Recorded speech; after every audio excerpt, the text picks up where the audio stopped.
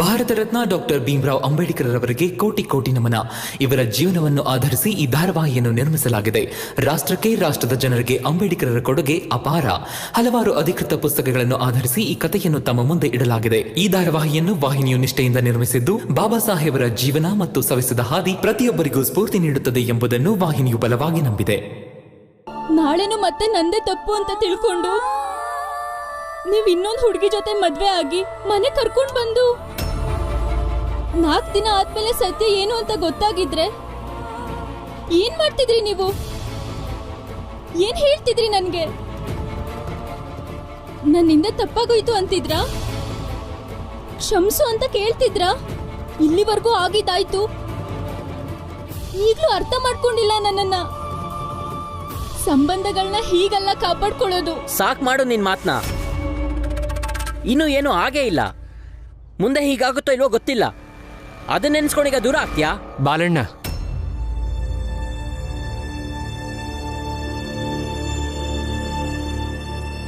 ಗಂಡಸ್ರಿಗೆ ಇದು ತಲೆಯಲ್ಲಿ ತುಂಬ ಹೋಗಿದೆ. ಜೋರಾಗಿ ಕಿರ್ಚಿ ಮಾತಾಡಿದ್ರೆ ಎಲ್ಲ ಸರಿ ಹೋಗುತ್ತೆ ಅನ್ನೋದು ಭ್ರಮೆ. ಹೆಂಡತಿ ಮನಸ್ಸಲ್ಲಿರುವಂಥ ನೋವನ್ನೆಲ್ಲ ಕಿರ್ಚಾಡಿದ್ರೆ ಹೋಗಿಸ್ಬೋದು ಅನ್ಕೊಂಡಿದ್ದೀರ? ಅದು ಖಂಡಿತ ಸಾಧ್ಯ ಇಲ್ಲ. ಇನ್ನೂ ಆಶ್ಚರ್ಯದ ಮಾತೇನಂದ್ರೆ, ನಿಮ್ಮ ತಪ್ಪಿಗೆ ನೀವು ಪ್ರಾಯಶ್ಚಿತ ಮಾಡ್ಕೊಳ್ಳೋದನ್ನ ಬಿಟ್ಟು ಅತ್ಗೆ ಮೇಲೆ ನೀವೇ ಕಿರ್ಚಾಡ್ತಿದ್ರ.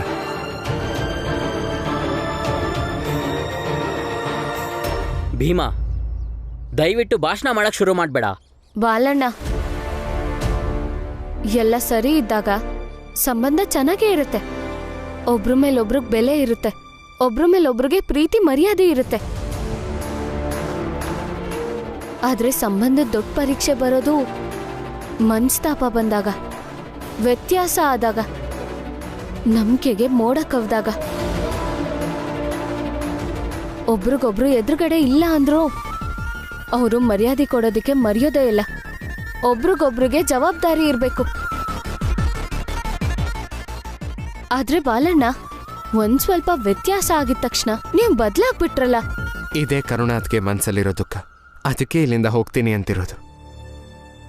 ಅವ್ರನ್ನ ಕೂರಿಸಿ ನಿಧಾನವಾಗಿ ಅರ್ಥ ಮಾಡಿಸಿ, ಅವ್ರನ್ನ ತಡಿಯಕ್ಕೆ ಹೋಗ್ಬಿಡಿ. ಅವ್ರಿಗೆ ವಿಶ್ವಾಸ ತುಂಬಿ, ಆಗ ಅವ್ರನ್ನ ತಡೆಯೋದೇ ಬೇಕಾಗಿಲ್ಲ. ಇದು ನಿಮ್ಮಿಬ್ರು ವೈಯಕ್ತಿಕ ವಿಷಯ, ನೀವಿಬ್ರೇ ಸರಿ ಮಾಡ್ಕೊಳ್ಳಿ.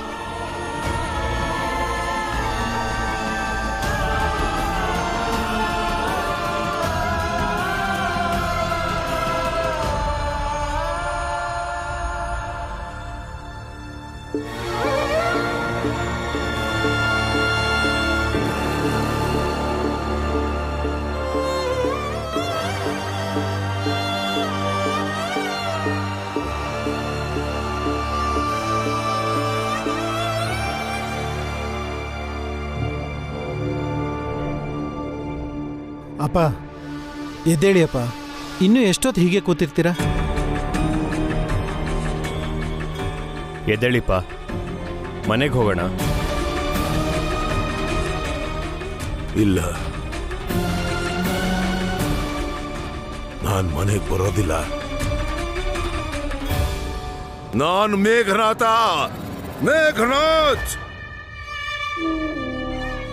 ಆ ಭೀಮರಾವ್ ಇಂದ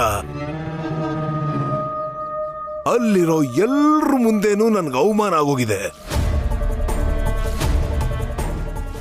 ಸಮಾಜದಿಂದಾನು ಬಹಿಷ್ಕಾರ ಹಾಕ್ಬಿಟ್ಟಿದ್ದಾರೆ ನನ್ನನ್ನ.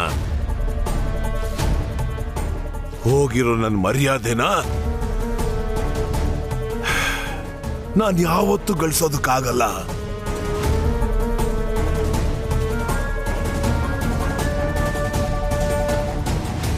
ಅಪ್ಪ, ನಾವು ಎಲ್ಲಾ ತರ ಪ್ರಯತ್ನನೂ ಮಾಡಿದ್ವಿ, ಆದ್ರೆ ಅದೃಷ್ಟ ಆ ಭೀಮರಾವ್ ಕೈ ಹಿಡಿತು ಅಷ್ಟೇ.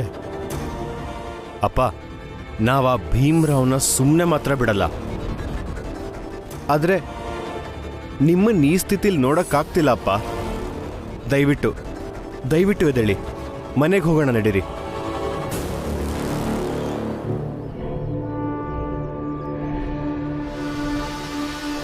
ನಾನು ಮನೆಗೆ ಬರಬೇಕು?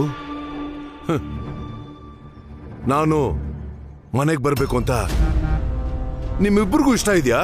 ಒಂದು ವೇಳೆ ಹಾಗಿದ್ರೆ ನೀವಿಬ್ರು ಸೇರ್ಕೊಂಡು ನನ್ನ ತಲೆ ಮೇಲೆ ಕೈ ಇಟ್ಟು ಆಣೆ ಮಾಡಿ ಆಣೆ ಮಾಡಿ ಇನ್ನು ಒಂದೇ ಒಂದು ತಿಂಗಳ ಒಳಗಡೆ ಆ ಭೀಮ್ರಾವ್ಗೆ ಎಂತ ಏಟ್ ಕೊಡ್ಬೇಕು ಅಂದ್ರೆ ಅವನು ಜೀವನ ಪೂರ್ತಿ ಮುಟ್ ನೋಡ್ಕೋಬೇಕು. ಅದಾದ ಒಂದು ತಿಂಗಳ ಮೇಲೆ ನಾನ್ ತಲೆ ಎತ್ಕೊಂಡು ಗೌರವದಿಂದ ನನ್ನ ಜಾತಿಯೊಳಗೆ ಸೇರ್ಕೋತೀನಿ. ಹೇಳಿ, ಮಾಡ್ತೀರಾ? ಹೇಳಿ.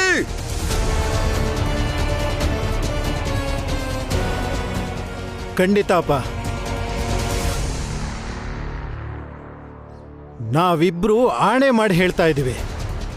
ಇನ್ನೊಂದು ತಿಂಗಳು ಒಳಗಾಗಿ ಆ ಭೀಮ್ರಾವ್ಗೆ ಎಂತ ಹೊಡ್ತಾ ಕೊಡ್ತೀವಿ ಅಂತಂದ್ರೆ ಆ ಭೀಮ ಜೀವನ ಪೂರ್ತಿ ಮರಿಬಾರ್ದು.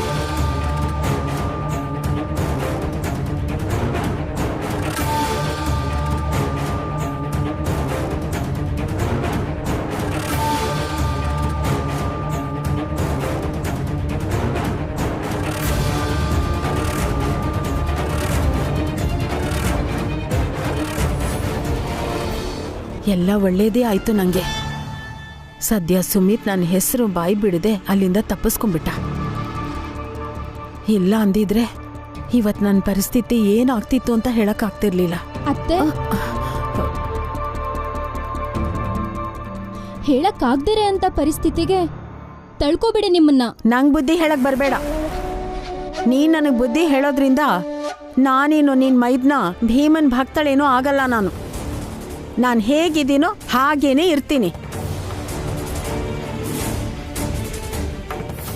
ಭೀಮ ಮತ್ತೆ ರಮನ್ ಬಗ್ಗೆ ನನ್ನ ಮನ್ಸಲ್ಲಿರೋ ವಿಷ ಆಗಾಗ ಹೊರಗೆ ಬರ್ತಾನೆ ಇರುತ್ತೆ. ಇದ್ರ ಮಧ್ಯೆ ಯಾರೇ ಬಂದ್ರು ಅವರನ್ನ ನಾನು ಸುಮ್ಮನೆ ಬಿಡಲ್ಲ.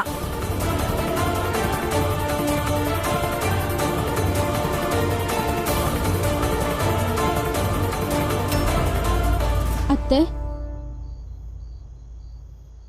ಯೋಚನೆ ಮಾಡಿ. ಭೀಮ್ಬಾವ ಓದ್ ಮುಗಿಸಿದ್ದಾರೆ. ಇನ್ನೇನು ಬರೋಡ ಮಹಾರಾಜರ ಹತ್ರ ಕೆಲ್ಸಕ್ಕೆ ಹೋಗ್ತಾರೆ. ಇನ್ಮೇಲೆ ನಮ್ಮ ಜೊತೆ ಎಲ್ಲ ಇರಲ್ಲ ಅವರು.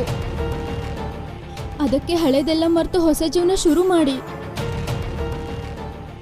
ಇನ್ಮೇಲೆ ಆದ್ರೂ ಅವ್ರ ಮೇಲಿರೋ ದ್ವೇಷನ ಬಿಡಿ. ಭೀಮ್ಬಾವ ಒಂದ್ಸಲ ಕೆಲ್ಸದ ಮೇಲೆ ಹೊರಗೆ ಹೋದ್ಮೇಲೆ ಆಮೇಲೆ ಈ ಮನೆಗೆ ಅಪರೂಪಕ್ಕೆ ಬರೋ ಥರ ಆಗುತ್ತೆ. ಅಲ್ದೆ ಅತ್ತೆ, ಅವ್ರ ಕನಸು ತುಂಬಾ ದೊಡ್ಡದಿದೆ. ಆದ್ರೆ ನಮ್ಮ ಜೀವನ ಈ ಮನೆ ಮಟ್ಟಿಗಷ್ಟೇ. ಆದ್ರಿಂದ ಅತ್ತೆ, ಅವ್ರ ಕನಸನ್ನ ಅವ್ರು ನನ್ಸ್ ಮಾಡ್ಕೋತಾರ ಬಿಡಿ. ನಾವು ಇನ್ಮೇಲೆ ಮನೆ ನೋಡ್ಕೊಂಡಿರೋಣ. ಆಯ್ತಾ ನಿನ್ ಪ್ರವಚನ? ನಿನ್ ಮಾತು ಕೇಳ್ತಿದ್ರೆ ನಿದ್ದೆ ಬರಕ್ ಶುರು ಆಯ್ತು. ಎಲ್ರೂ ಬುದ್ಧಿ ಹೇಳೋದೇ ಆಯ್ತು ಈ ಮನೇಲಿ.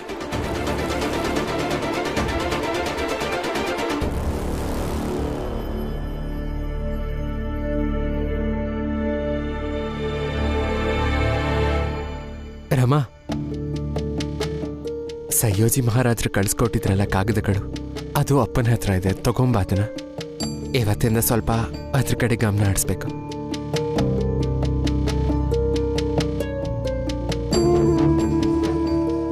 ಬೇಡ ಬಿಡು, ನಾನೇ ಹೋಗ್ತಾ ಇರ್ತೀನಿ.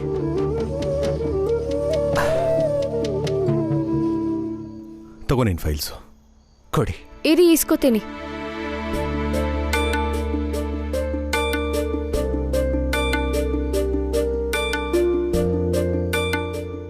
ಅಪ್ಪ, ಇವತ್ತು ಬಹುಶಃ ನನ್ನ ಜೀವನದಲ್ಲಿ ಮೊದಲನೇ ಸಲ ನನ್ನ ಯೋಗ್ಯತೆಗೆ ತಕ್ಕಂಥ ಕೆಲಸ ಮಾಡ್ತಾ ಇದ್ದೀನಿ. ನನಗೆ ಆಶೀರ್ವಾದ ಮಾಡಿ. ಇಲ್ಲ,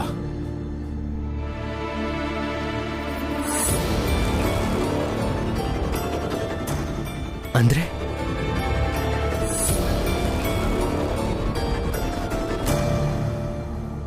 ಬೆಳಗ್ಗೆ ಫೈಲ್ಸ್ನ ವಾಪಸ್ ಕೊಟ್ಬಿಡು. ನೀನು ಅವ್ರಿಗೆ ಹೇಳು, ನೀನು ಅವ್ರಿಗೋಸ್ಕರ ಕೆಲಸ ಮಾಡಲ್ಲ ಅಂತ. ಆದ್ರೆ ಹಾಗ್ಯಾಕೆ? ಯಾಕೆಂದ್ರೆ ನೀನಿನ್ನು ಮುಂದೆ ಓದಬೇಕು, ಲಂಡನ್ ಅಮೆರಿಕಾಗೆ ಹೋಗ್ಬೇಕು. ನಿಮ್ಮ ಮಾತು ಸರಿಯಪ್ಪ, ಆದ್ರೆ ಒಪ್ಪಂದ ಆಗಿದೆಯಲ್ಲ ನಮ್ಮ ಮಧ್ಯೆ. ಮುರ್ದಾಕೋ ಒಪ್ಪಂದನ. ಬೇರೆ ದಾರಿ ಖಂಡಿತ ಸಿಗುತ್ತಲ್ವಾ? ಹುಡುಕು ಹೊಸ ದಾರಿನ. ಹಾಗೆ ಓದೋ ಕಡೆ ಗಮನ ಕೊಡು. ಹಾಗೆ ಬೆಳಗ್ಗೆ ಹೋಗಿ ಫೈಲ್ನ ವಾಪಸ್ ಕೊಟ್ಬಿಡು. ಅಪ್ಪ ದಯವಿಟ್ಟು ಕ್ಷಮಿಸಿ, ನಿಮ್ಮ ಮಗ ಒಪ್ಪಂದ ಮುರಿಯೋವಂಥವನಲ್ಲ. ಹಾಗಾದ್ರೆ ಮುಂದಿನ ಓದು ಅದೇನ್ ಮಾಡ್ತೀಯಾ?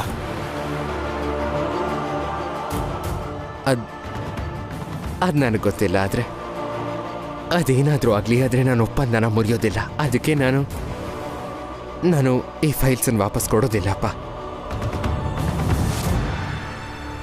ರಮ, ನೀನಾದ್ರೂ ಇವನಿಗೆ ಬುದ್ಧಿ ಹೇಳು. ಪ್ರತಿಯೊಂದರಲ್ಲೂ ಯೋಚಿಸಿ ಹೆಜ್ಜೆ ಇಡ್ತಾನೆ. ಹೌದು, ಸರಿಯಾಗಿ ಯೋಚಿಸ್ತಾನೆ, ಹೆಜ್ಜೆ ಇಡ್ತಾನೆ. ಆದ್ರೆ ಈಗ ತಪ್ಪು ನಿರ್ಧಾರ ತಗೊಳ್ತಾ ಇದ್ದಾನೆ. ಖಂಡಿತ ಸರಿಯಿಲ್ಲ. ಇವನಿಗೆ ಕೆಲಸ ಮಾಡೋದಕ್ಕಿಂತ ಓದೋದ ಕಡೆ ಗಮನ ಕೊಡಬೇಕು. ಒಂದು ವೇಳೆ ಕೆಲಸ ಮಾಡಲೇಬೇಕು ಅಂತಂದ್ರೆ ಇಲ್ಲೇ ಬೊಂಬೈಯಲ್ಲಿ ಕೆಲಸ ಮಾಡಿದ್ರಾಯ್ತು. ಹೇಗ್ ಮುರಿಲಿ ಅಪ್ಪ? ವಿದ್ಯಾರ್ಥಿ ವೇತನ ಪಡೆಯುವಾಗ ಒಪ್ಪಂದ ಪತ್ರಕ್ಕೆ ಸಹಿ ಹಾಕಿದ್ದೆ ತಾನೆ ನಾನು. ಅದರಲ್ಲಿ ಬಿಡಿಸಿ ಬರ್ದಿದ್ದಾರೆ. ನನ್ನ ಗ್ರಾಜುಯೇಷನ್ ಪೂರ್ತಿ ಆದ್ಮೇಲೆ ನಾನು ಹೋಗಿ ಮಹಾರಾಜ್ರ ಕೆಲಸ ಮಾಡಬೇಕು ಅಂತ. ಈಗ ಹೇಗಾಗಲ್ಲ ಅಂತ ಹೇಳಿಯಪ್ಪ. ಹೇಳಪ್ಪ ಅವ್ರಿಗೆ, ಹೇಳವ್ರಿಗೆ. ಮುಂಬೈಯಲ್ಲಿ ಕೆಲಸ ಕೊಡಂಗಿದ್ರೆ ಕೊಡಿ, ಇಲ್ಲ ಸ್ವಲ್ಪ ಸಮಯ ಕೊಡಿ. ಅವರಷ್ಟು ದುಡ್ಡು ವಾಪಸ್ ಕೊಟ್ಬಿಡೋಣ ಅಷ್ಟೇ. ಯಾವ್ದಾದ್ರೂ ಒಂದು ದಾರಿ ಸಿಕ್ಕೇ ಸಿಗುತ್ತೆ. ಇದು ಎಂಥ ಮಾತು ಅಪ್ಪ? ಅವ್ರಿಗೆ ನಾವು ಮೋಸ ಮಾಡ್ದಾಗಲ್ವಾ? ನೀವಿಬ್ರು ಮೊದಲು ಸಮಾಧಾನ ಮಾಡ್ಕೊಳ್ಳಿ. ಈಗ ಮಲ್ಕೊಂಡು ಬೆಳಿಗ್ಗೆ ಎದ್ದು ಯೋಚಿಸಿ. ಇದನ್ನೆಲ್ಲ ಅಲ್ಲೇ ಇಟ್ಟಿರ್ತೀನಿ.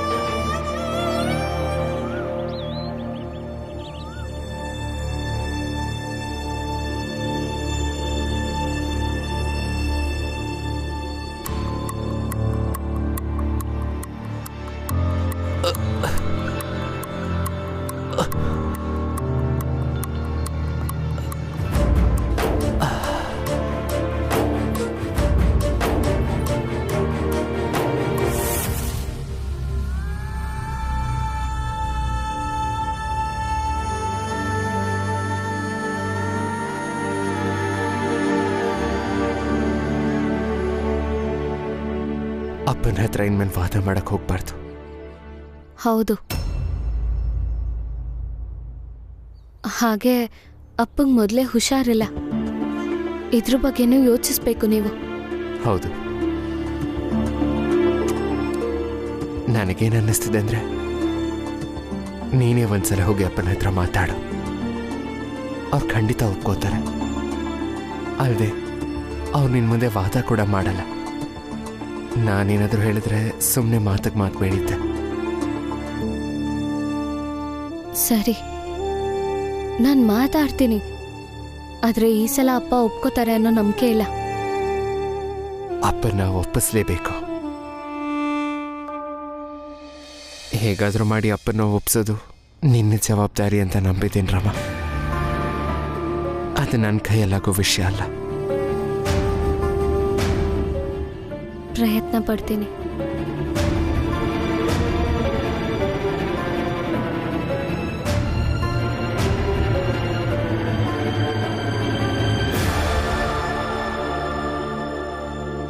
ನನಗೆ ಭೀಮನ ಹತ್ರ ವಾದ ಮಾಡೋದಕ್ಕೆ ಇಷ್ಟನೇ ಆಗ್ತಾ ಇಲ್ಲ. ಆದ್ರೆ ಒಪ್ಪಿಸ್ಬೇಕು. ಅವನನ್ನ ಹೇಗಾದ್ರೂ ಮಾಡಿ ಒಪ್ಪಿಸ್ಲೇಬೇಕು. ಕಷ್ಟ ಇದೆ ರಾಮ್ಜಿ. ಆದ್ರೆ ಭೀಮ ಯೋಚನೆ ಮಾಡ್ತಾ ಇದ್ದಾನೆ ಅಂದ್ರೆ ಅಷ್ಟು ಸುಲಭವಾಗಿ ಬದಲಾಯಿಸ್ಕೊಳ್ಳೋ ಹುಡುಗ ಅಲ್ಲ ಅವನು. ಅದಕ್ಕೆ ವಾದ ಬೆಳೆಯೋದು ಮತ್ತಿನ್ನೇನು. ಮಾವ, ಅವ್ರಿಗೂ ವಾದ ಮಾಡಕ್ ಇಷ್ಟ ಇಲ್ಲ. ಅದಕ್ಕೆ ನನ್ನ ಕಳ್ಸಿದ್ದಾರೆ. ನಿಮ್ಮನ್ನ ಒಪ್ಸೋದಕ್ಕೆ. ನೀನೇನು ಹೇಳ್ತೀಯರಮ್ಮ? ಇದೆ ಅವ್ರ ಮುಂದೆ ಓದ್ಬೇಕು ಅಂತ. ಆದ್ರೆ ಹೇಗೆ? ಅವ್ರ ಒಪ್ಪಂದಕ್ಕೆ ಸಹಿ ಹಾಕಿದ್ದಾರೆ, ಹೇಗ್ ಮುರಿಯಕ್ ಸಾಧ್ಯ ಅದನ್ನ? ರಮಾ, ಒಂದು ಸಲ ಭೀಮಾ ಏನಾದ್ರು ಮಹಾರಾಜರ ಹತ್ರ ಕೆಲಸ ಮಾಡೋದಕ್ಕೆ ಶುರು ಮಾಡಿದ್ರೆ ಅಲ್ಲಿಂದ ಬರಕ್ಕಾಗದೇ ಇಲ್ಲ. ನೀನೇನು ಅನ್ಕೊಂಡಿದ್ಯಾ? ಭೀಮಾ ಕೆಲಸನೂ ಮಾಡ್ಕೊಂಡು ಓದ್ಕೊಂಡಿರಕ್ಕಾಗತ್ತೆ ಅಂತ ಅನ್ಕೊಂಡಿದ್ಯಾ? ಅಷ್ಟೊಂದು ಸಮಯ ಸಿಗುತ್ತಾ ಅವನಿಗೆ? ರಮಾ, ರಾಮ್ಜಿ ಸರಿಯಾಗಿ ಹೇಳ್ತಿದ್ದಾರೆ. ನಿನ್ ಕನ್ಸ್ ಕೂಡ ಅದೇ ಅಲ್ವಾ, ಭೀಮಾ ವಿದೇಶಕ್ಕೆ ಹೋಗಿ ಓದ್ಬೇಕು ಅಂತ? ಆದ್ರೆ ಅವನು ಬರೋಡಾದಲ್ಲೇ ಕೆಲಸ ಮಾಡ್ಕೊಂಡಿರ್ಬೇಕಾಗುತ್ತೆ. ಭೀಮನ್ ಕನ್ಸು ಬರೋಡಾಗೆ ಮುಗ್ದೋಗ್ಬೇಕಾ? ಇದನ್ನ ಅವನ್ಗೆ ನೀನೇ ಅರ್ಥ ಮಾಡ್ಸು. ಹೇಗಾದ್ರೂ ನೀನೇ ಅವನ್ನ ಒಪ್ಪಿಸ್ಬೇಕು. ನಾನೇ ಮಂತ್ರಿಗಳ ಹತ್ರ ಹೋಗಿ ಮಾತಾಡ್ತೇನೆ. ಆದ್ರೆ ಇದನ್ನ ಭೀಮನ ಹತ್ರ ಏನು ಹೇಳಕ್ ಹೋಗ್ಬೇಡಿ. ಹಾಗೆ ರಮಾ, ನನ್ನ ಛತ್ರಿ, ನನ್ನ ಶಲ್ಯ ತಗೊಂಡು ಬಾ ಮಗಳೇ.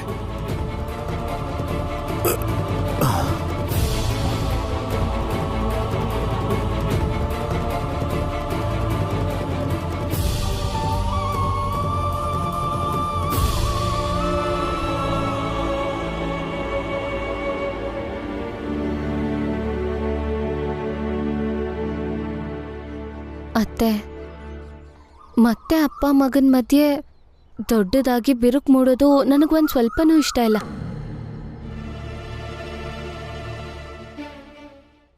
ಕರುಣಾ, ನಿನ್ನೆಯಿಂದ ಒಂದ್ ಮಾತು ಆಡಿಲ್ಲ. ನನ್ನಿಂದ ತಪ್ಪಾಗಿದೆ ಅಂತ ಹೇಳಿದ್ನಲ್ವಾ, ಕ್ಷಮೆ ಕೂಡ ಕೇಳ್ತಿದ್ದೀನಿ. ನಿನ್ನೆ ನೀನು ನನ್ನ ಮಾತಿಗೆ ಏನೇನು ಉತ್ತರ ಕೊಡಬೇಕೋ ಎಲ್ಲದನ್ನೂ ಕೊಟ್ಟಿದ್ಯಾ. ದಯವಿಟ್ಟು ಎಲ್ಲ ಮರೆತುಬಿಡು.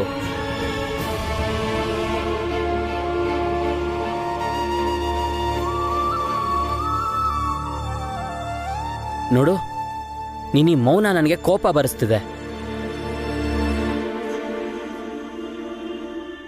ಮಾತಾಡಲ್ಲ ಅಲ್ವಾ? ಬೇಡ ಬಿಡು.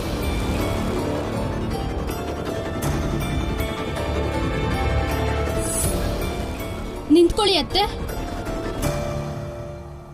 ಹೇಗನ್ಸ್ತಿದೆ ಸೋತಿರೋದಕ್ಕೆ?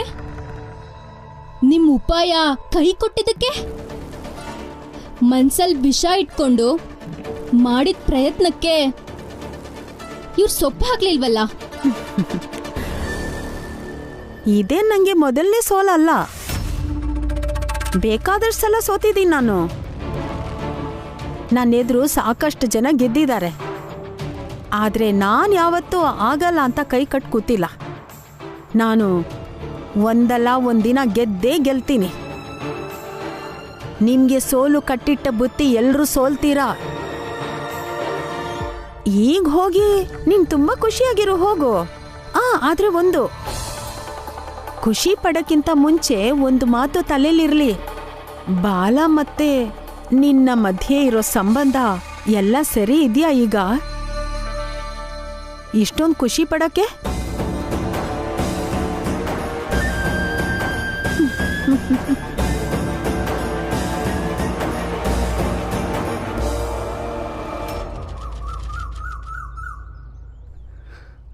ನೋಡಿ ಸಾಹೇಬ್ರೆ,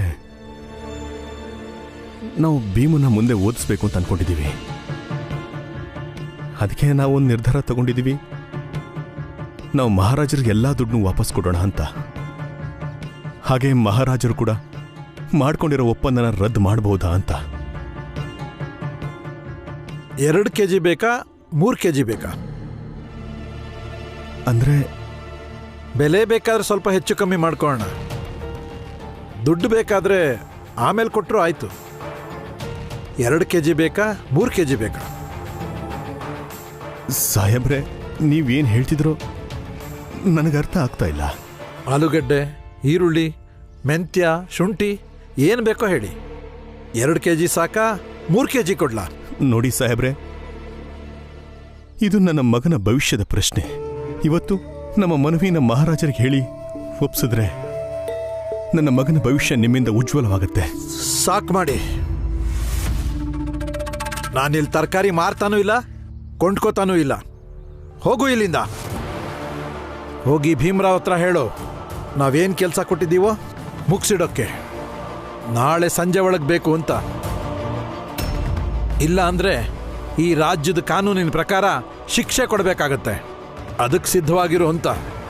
ದಯವಿಟ್ಟು ಹಾಗೆಲ್ಲ ಹೇಳಕ್ ಹೋಗ್ಬೇಡಿ ಸರ್, ಕೈ ಮುಗಿದು ಕೇಳ್ಕೊಳ್ತೀನಿ. ಹೋಗಿಲ್ಲಿಂದ. ಸೈನಿಕರೇ, ಹೊರಗಟ್ಟಿ ಇವನ್ನ. ಸಾಹೇಬ್ರೆ, ಒಂದು ಸಲ ಮಹಾರಾಜರ ಹತ್ರ ಮಾತಾಡಿ ನೋಡಿ, ಬಹುಶಃ ಒಪ್ಬೋದೇನೋ. ಹಾಗೆ ಈ ರೀತಿ ಈ ಹಿಂದೆ ಆಗಿರ್ಬೋದಲ್ವಾ? ಕೊಟ್ಟಿರೋ ವಿದ್ಯಾರ್ಥಿ ವೇತನ ಮತ್ತೆ ವಾಪಸ್ ಕೊಟ್ಟಿರ್ಬೋದಲ್ಲ ಸಾಹೇಬ್ರೆ?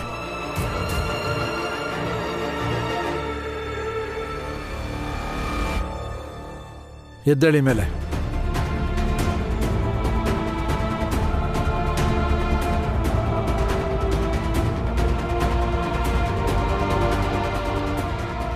ಹಾ, ಒಂದ್ಸಲಿ ಹೀಗಾಗಿತ್ತು.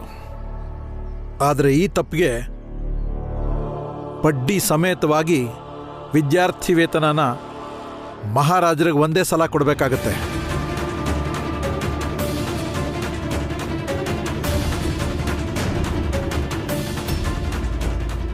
ಸರಿಯಾಗಿದ್ರೆ